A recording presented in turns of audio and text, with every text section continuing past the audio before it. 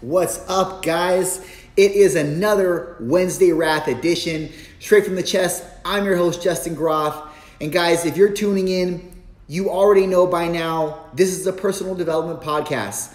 So the things that I'm speaking on, they're going to be here to develop you into your best, truest version. Some of the things that I might say might not resonate with you. Some of the things I say might convict you. Some of the things I'm going to say might challenge you. Might challenge you to think outside of what society and everybody else possibly around you is telling you to think or be. And there's a reason for this. There's a reason why you're listening to this podcast. There's a reason. Hopefully you resonate with what I'm saying, and hopefully what I says also convicts you, because we know that conviction is the predecessor to change. It really is true, guys. Now listen, I want to start off with a little story. Now listen, all of us understand The Lion King. We've seen it. We've probably seen it a million times. But I bet you don't remember what I'm about to say in terms of why it's there. Listen, Lion King is a rites of passage movie. And there's a pivotal scene that takes place where Simba is snatched by Rafiki, and he's brought to the mountaintop. And you remember this, when Rafiki holds Simba up over the mountaintop. And basically, Rafiki is showing Simba that he's aligning Simba with the fact that he needs to understand his grandparents, his father that just passed away. Simba needs to look to a higher purpose, right?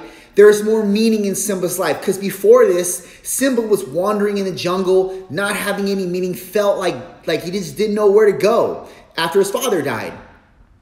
And so Rafiki is showing him that you need to continue the lineage that your father and his father have walked in.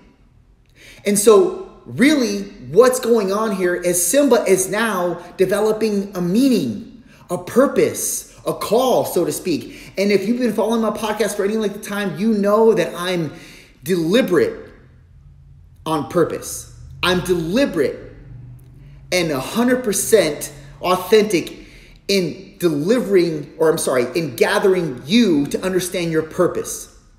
Because that's really why I'm even doing this podcast, why I'm even speaking to you. Because I feel that so many men and women are purposeless right now.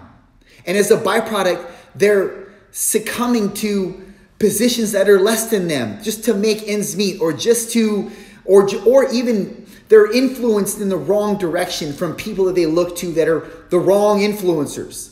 So I'm trying to steer you back. I want to invite you to understand the meaning behind The Lion King, because it's not just a cartoon. It's not. It's a rites of passage movie, and really we can gather a lot of valuable information to apply in our daily lives because of it. So when Simba is called to this action, that's when he becomes a man. He's snatched. He's shown this is where you need to follow the lineage of your father and his father. And it gives Simba meaning. It gives Simba purpose. And so out of that, he's now able, he has a meaning, he has a purpose. He's now able to slay the darkness. He's now able to lead. And whether you want to believe this or not, men, I'm speaking to the men on this. You're called to be a leader. You're called to lead your family. Now, I honestly want to talk on this because it's a huge problem. It's a huge problem today. Now, I could start a million different ways with this, but I'm going to say this. I'm going to ruffle some feathers with this, I believe, and that's okay, because I'm not here to just give you comfort or give you candy-coated parables. I'm here to deliver what is authentic in me and what I feel that I need to project to you. And this is just where I come from. You can receive it, you cannot, it doesn't matter to me. But understand that I'm only going to speak truth to this camera, to you. I'm only going to speak that with clarity.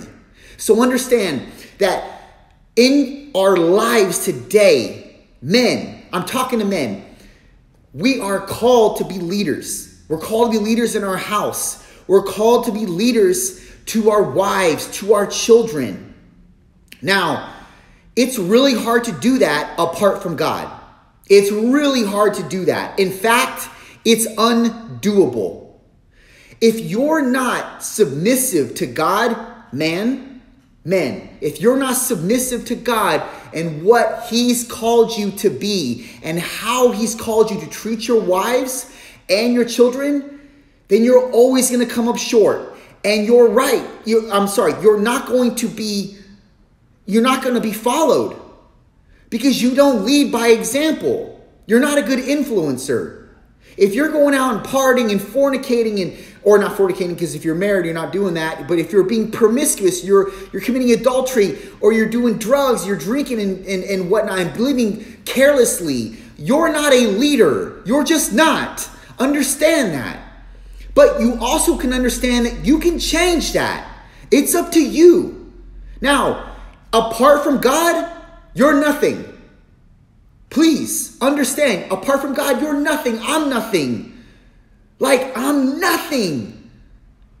But if you are led by God, if you're led with the ways that He wants to construct, or in the visions that He wants to construct you on, you're going to be a leader. He's going to make you a leader. You're going to thrive. You're going to be an influencer to the people around you. But it starts by you being submissive to God.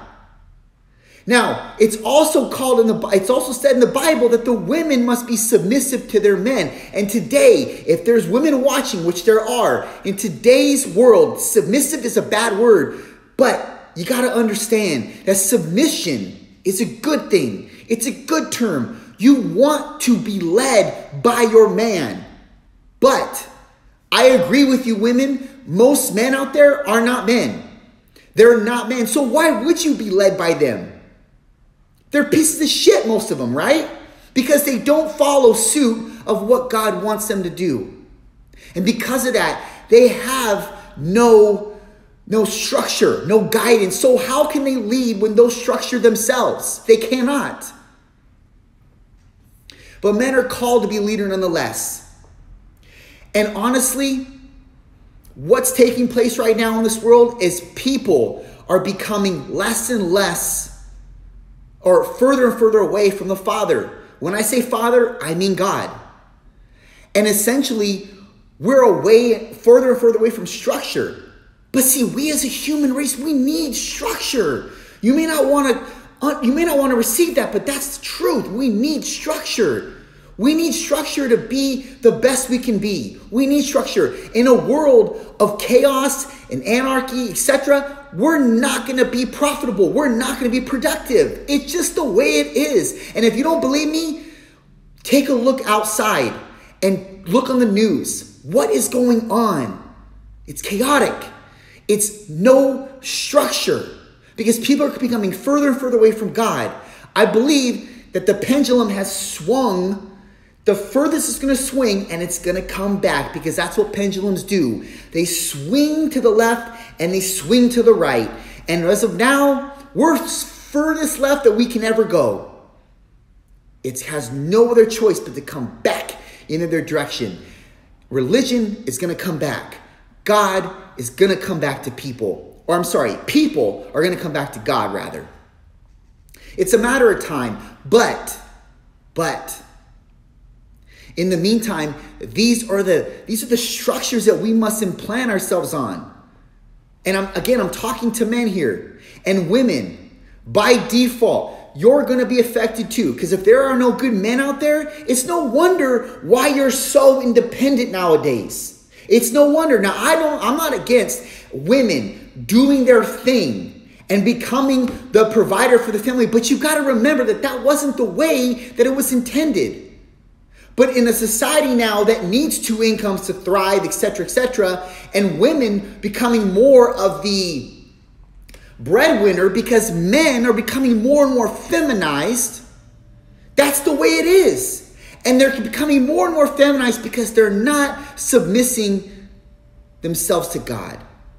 That's where it lies. That's the problem. Men, you're called to be leaders. Again, I say it. You're called to be leaders. You're called to lead your family, your wives. But you know where you mess up? One way you mess up is becoming promiscuous before you meet your wife. You become so promiscuous because you think that's what a man is. A man.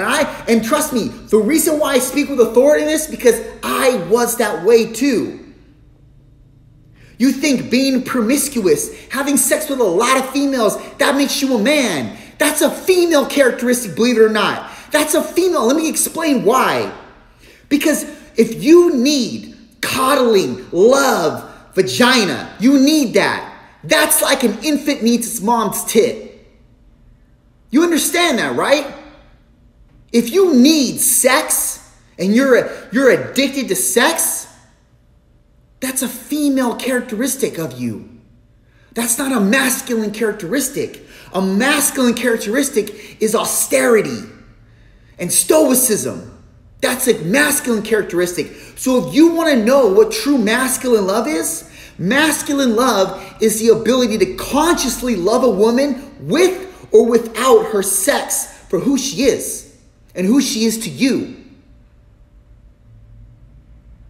Promiscuity is just your weakness, and weakness is not masculine.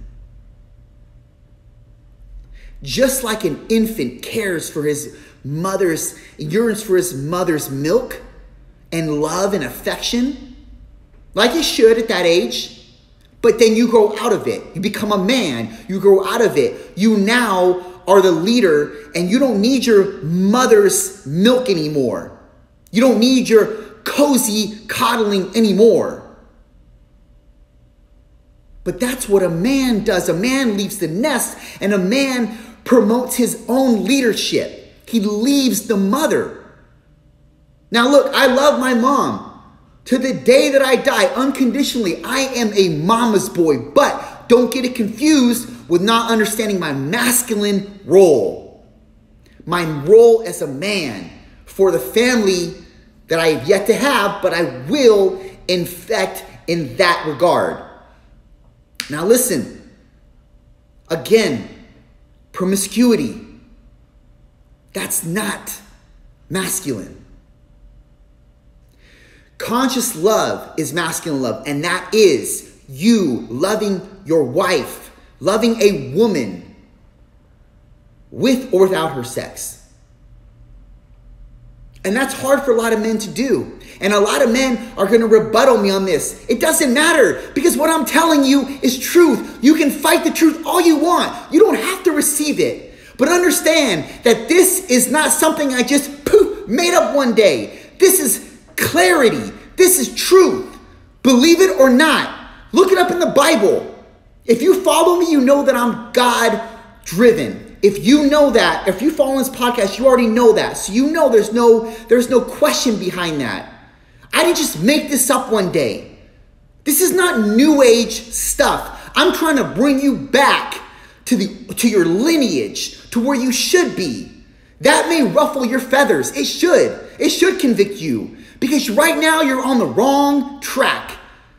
And you need to understand what real masculine love is towards your wife, what real leadership is for your family or for the family that you have yet to have.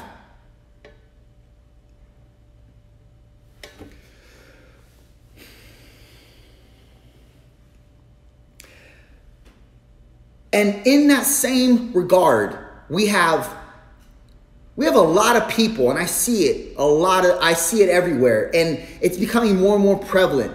I see a lot of posers as alphas, because it's the cool in thing to be an alpha male. And many people don't understand the difference between being an alpha male and a beta male, but they are different. And a lot of times, betas are putting on masks as if they're alphas. And you got to understand, a true alpha is like Jesus. Jesus was the truest alpha ever lived, a tender aggressor. He wasn't yelling, and fighting and having sex and just being what you think an alpha is today. That's not an alpha, that's a beta. That's a beta posing as an alpha, because really, he's a peacock who's opening his wingspan and showing his feathers that he's big, as if he's big and he's intimidating. But when you take his feathers down, put his wings to his side, he's nothing but a bony infrastructure that can be easily pummeled. That is a beta posing as an alpha. The real alpha is a tender aggressor like Jesus, the lion and the lamb.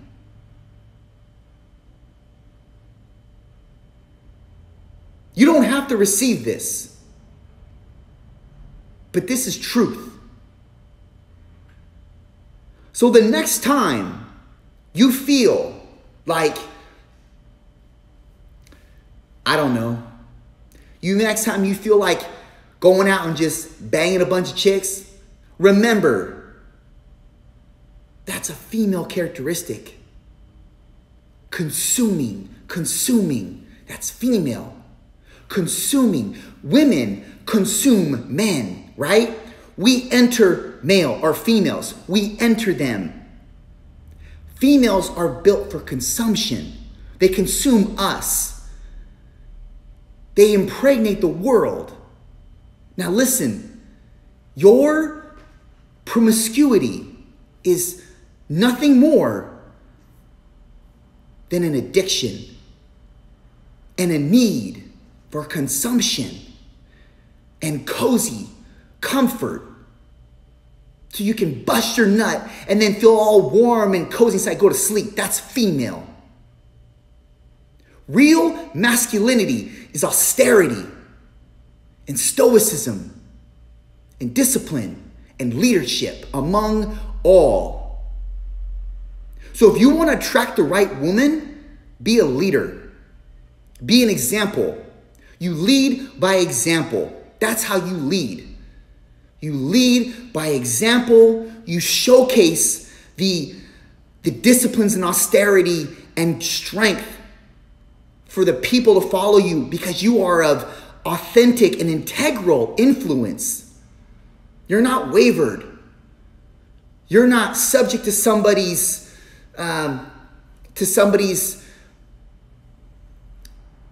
manipulation. You're not subject to sex or its lust patterns. You're grounded. You're a leader. You know what's right and what's wrong. And you lead with that stoicism, with that austerity, with that strength.